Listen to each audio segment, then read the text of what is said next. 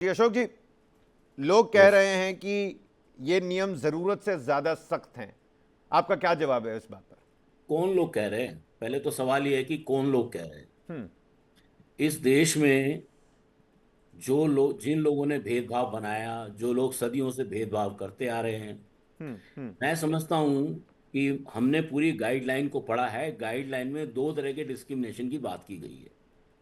एक डिस्क्रिमिनेशन बताया गया कास्ट बेस्ड डिस्क्रिमिनेशन, जिसमें एससी एसटी ओबीसी के साथ डिस्क्रिमिनेशन की बात की गई है।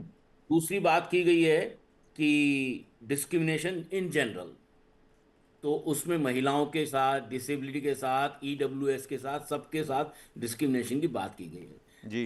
जो कानून है, जो नियम है, उसका जो ऑब्जेक्टिव है, ऑब्जेक्टिव में समाज का कोई तबका छूटा नहीं है। शेड्यूल कास्ट शामिल है उसमें, शेड्यूल ट्राइब शामिल है उसमें, ईडब्ल्यूएस शामिल है। इस देश में एक्सक्लूजन का पहला कानून अगर आया, वो ईडब्ल्यूएस था। गरीबों में शेड्यूल कास्ट को उन्होंने शामिल नहीं किया। तो मैं समझता हूं कि ये कानून उससे बहुत बेहतर है, और ये कम से कम इस बात को रिकॉग्नाइज करता है अशोक जी, कि क्रिटिक्स का और आलोचकों का ये भी कहना है कि सामान्य वर्ग को सुरक्षा नहीं देते, ये रेगुलेशन सुरक्षा नहीं देती। कैसे लोकपाल है उसमें, अपील का सिस्टम है। कौन कह रहा है नहीं देता है? आप देखिए इसके अंदर है ना, अपील का सिस्टम है ना, कानून के जो नियम है उसमें अपील का सिस्टम है। अगर मान लीजिए किसी को लगता है गलत है, वो अपील में जा सकता है।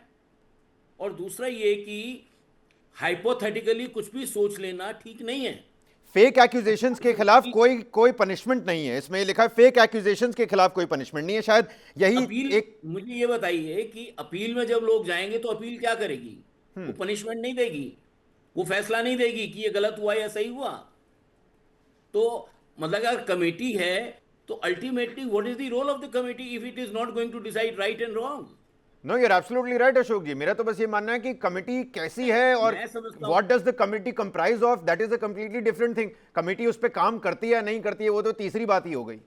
obviously in our country that the issue is that the most of the processes are hijacked by the powerful caste and communities. For example, many people have raised these issues. Let me share that when people say that there is no voice for the savarnas or the general categories, this is completely incorrect. Completely incorrect. And you know, it's like that the people are suffering from the anxiety. Why this anxiety is there? Anxiety is there because they have the guilt feeling of discriminating with the people, okay. discriminating with the scheduled okay. caste, discriminating with scheduled tribe, discriminating with women, discriminating with the poor.